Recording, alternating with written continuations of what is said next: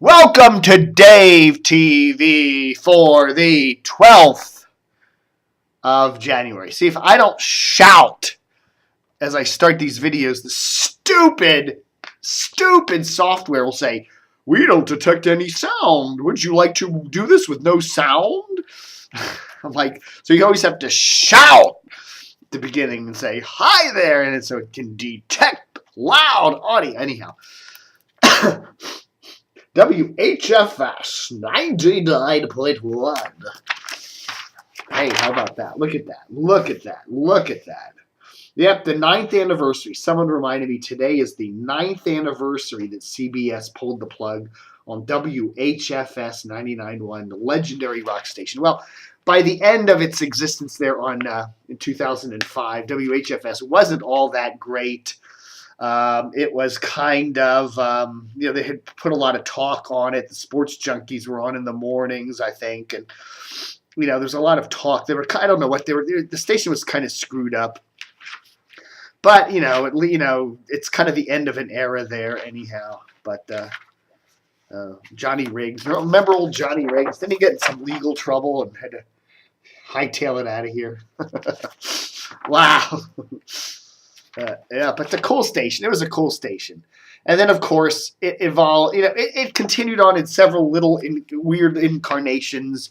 Remember the Globe? CBS started the Globe, kind of a cool alt rocker there on 94.7, and then they put then they got rid of that, made Fresh, and then they put an HFS kind of thing on one of their HD2s.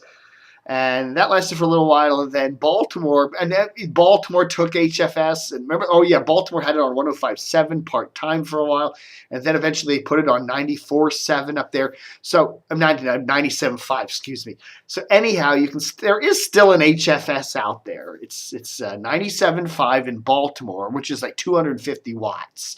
So you can't hear it in the Washington area. And they used to have a relay of it on the 94.7 HD2 down here in Washington, which they don't have anymore. So, yeah, there is a faint echo of HFS still out there, but it's still nothing like the old HFS on a full power signal that covered all of Washington, all of Baltimore, and they had the HF festivals and all that stuff, and it was a cool station and all that. It's gone. It's, for the intents and purposes, gone.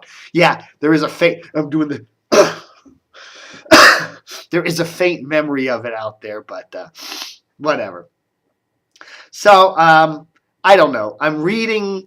I was on the Capital Weather Gang yesterday. Yesterday, I read the Capital Weather Gang, and I saw it was raining, and then there's like this big gap in their radar, and I thought, oh, it's not going to rain for the next hour or so. I'll go take a walk. So I get all suited up, take my walk, get miles away from my place, and all of a sudden it's pouring rain, and I come back soaking wet.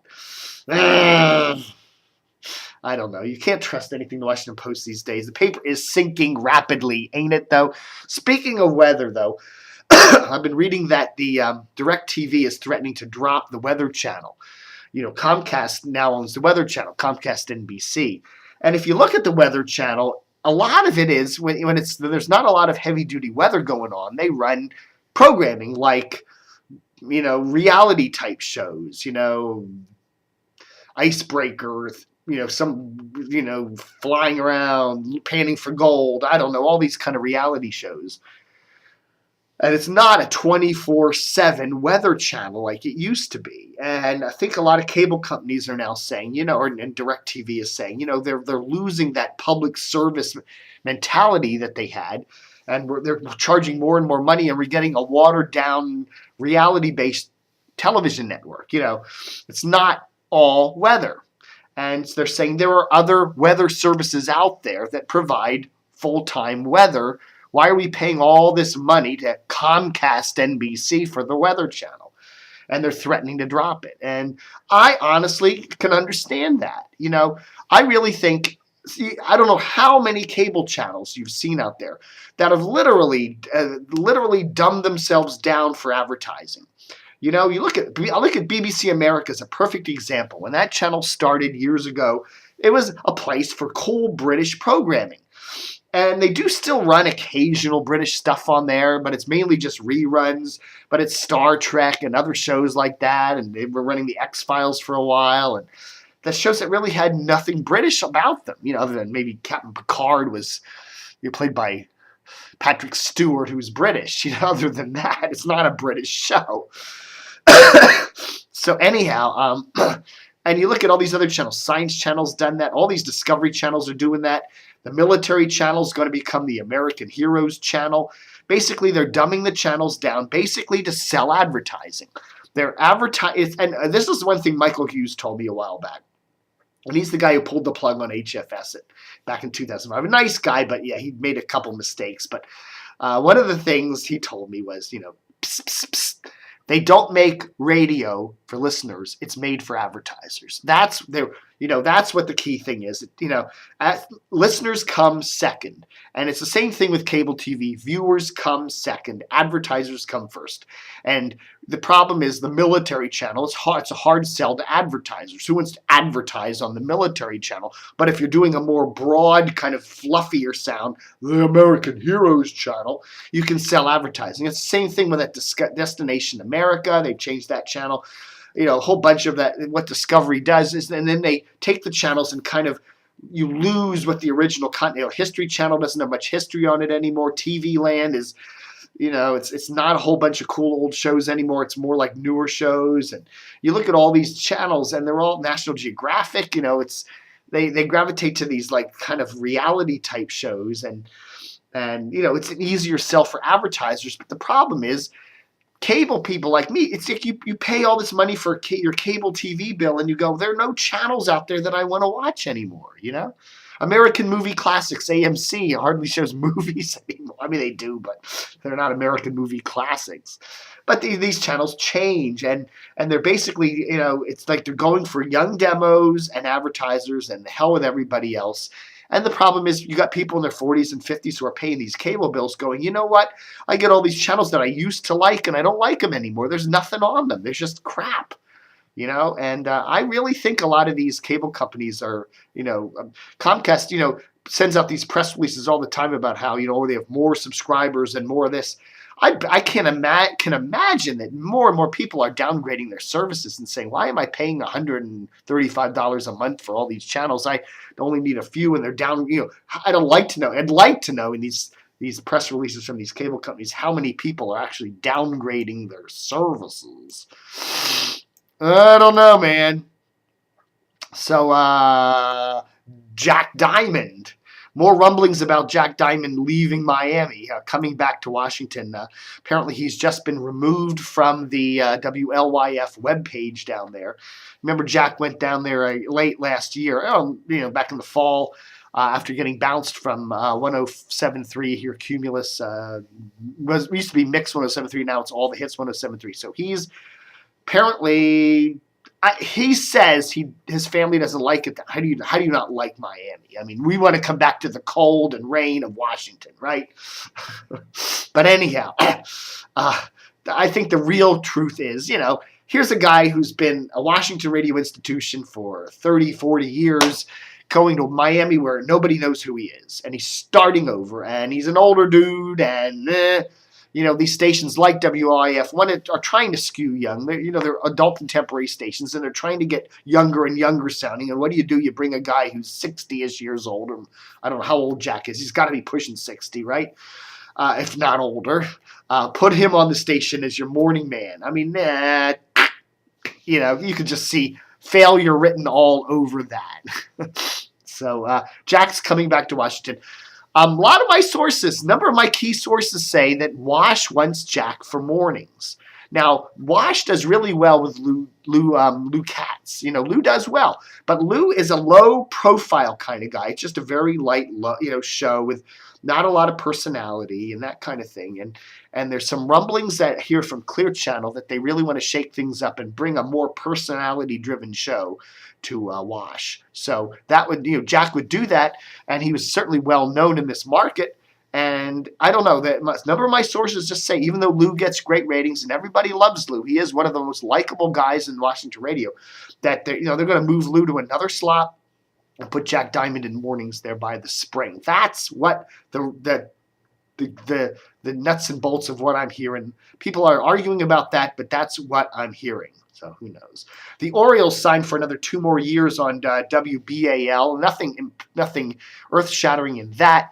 The problem is, of course, WBAL desperately needs to get on FM. And I don't know. There's no signals available for them, but they really do. Apparently, if you live out in the western suburbs of Baltimore at night, you can't hear BAL 1090 very well. And likewise, the Orioles games. But, I mean, a lot of, you still can watch them on the telly, right?